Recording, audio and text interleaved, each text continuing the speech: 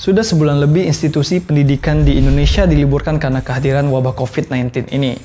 Pemprov DKI Jakarta memutuskan untuk menutup semua sekolah.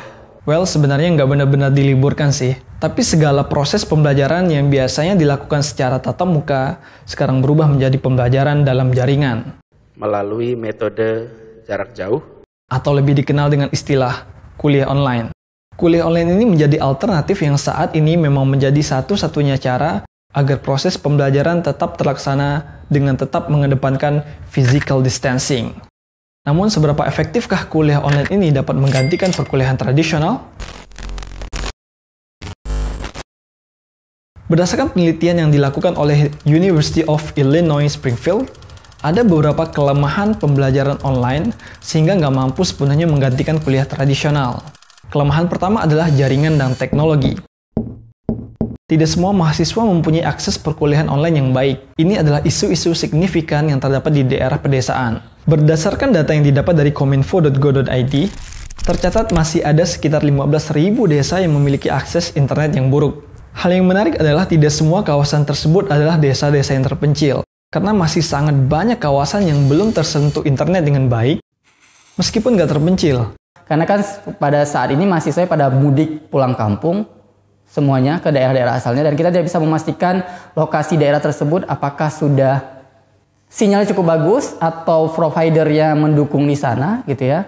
Sehingga ketika perkuliahan tatap muka dalam artian dengan menggunakan aplikasi tersebut menjadi tidak efektif. Belum lagi perkuliahan secara streaming online menghabiskan banyak kuota. Berdasarkan data pengujian yang dilakukan oleh operator Tri, yang dilakukan dengan menggunakan beberapa perangkat yang sama selama 30 menit, Zoom memerlukan bandwidth sekitar 700 kbps, Skype 977 kbps, Meet membutuhkan bandwidth sekitar 1100 kbps, dan Webex memerlukan bandwidth 1700 kbps.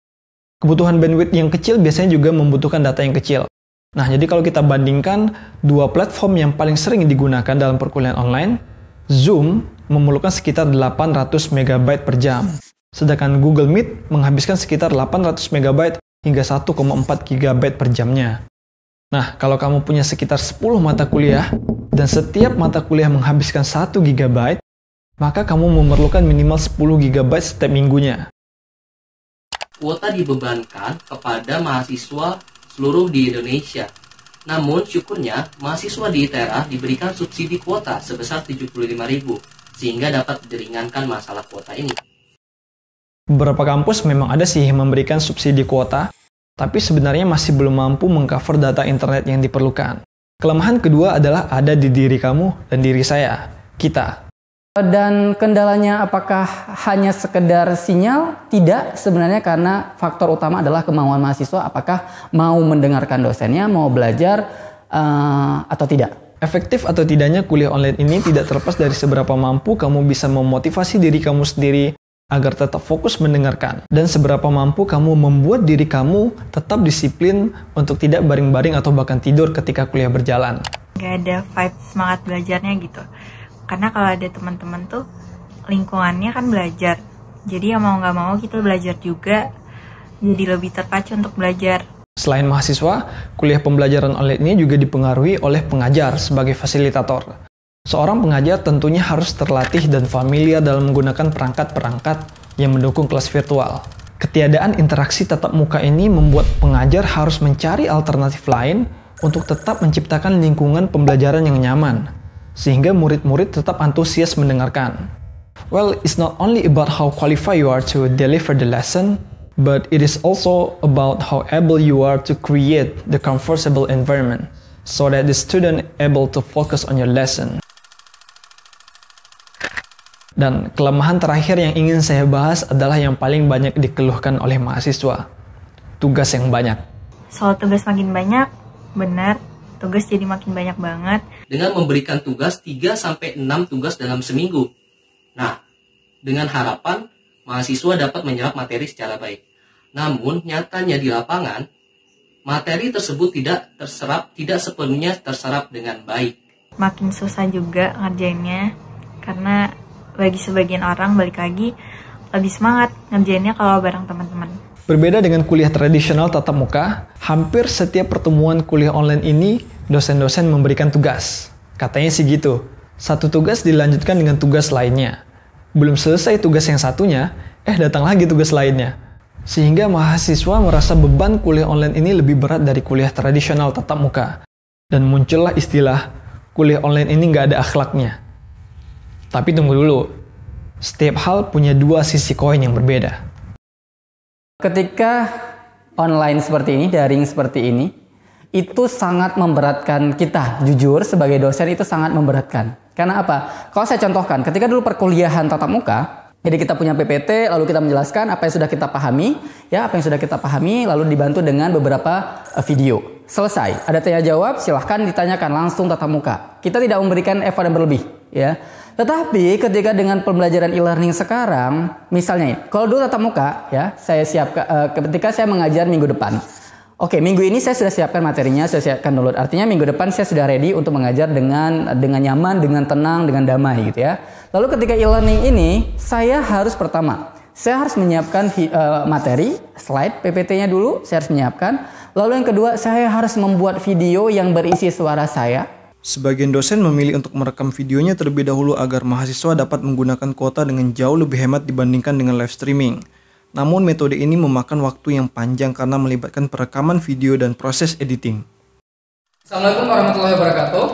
Hari ini materinya tentang mikrobiologi, jadi mata kuliahnya mikrobiologi umum. Oke, kita lanjutkan untuk soal nomor 3.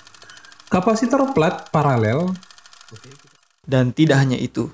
Persiapan bagaimana memposisikan diri ketika mahasiswa bertanya kapanpun, dimanapun, baik dengan WA ataupun di komentar-komentar YouTube. Jadi harus mempersiapkan waktu yang lebih panjang.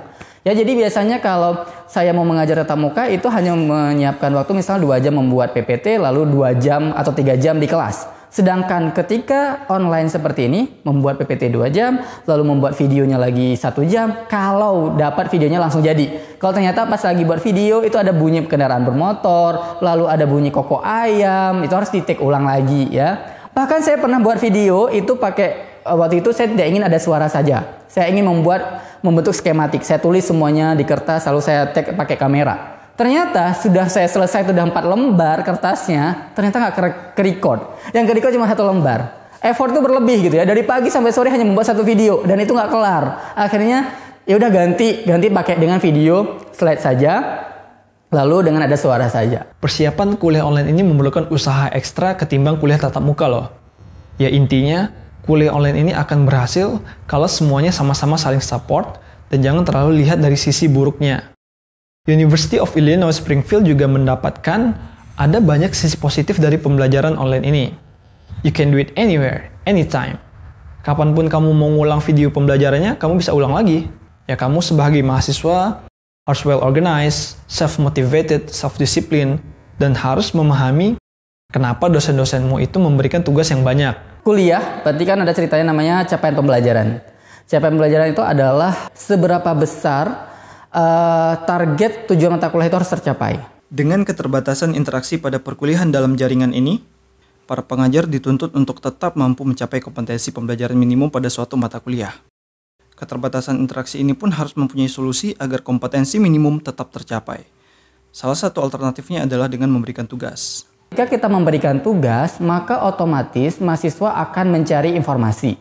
Mencari informasi untuk mendapatkan jawaban tugas tersebut. Lalu dia menulisnya kembali. Karena dalam konsep belajar itu adalah ketika kita hanya mendengarkan saja, itu beberapa persen saja yang bisa masuk ke otak. Lalu ketika dia mulai mencari, lalu dia mulai menulis, maka itu akan memberikan effort berlebih, lalu kemampuan dia mengingat apa yang sudah dibuat ketika tugas tersebut, maka lebih bagus. Jadi pemberian tugas ini bukan sekedar iseng-iseng saja, tapi ini adalah bentuk tanggung jawab seorang pengajar untuk memastikan capaian pembelajaran tetap tercapai. Sang penuntut ilmu pun tak boleh banyak mengeluh, karena jika kamu tidak sanggup menahan lelahnya belajar, maka kamu harus sanggup menahan perihnya kebodohan.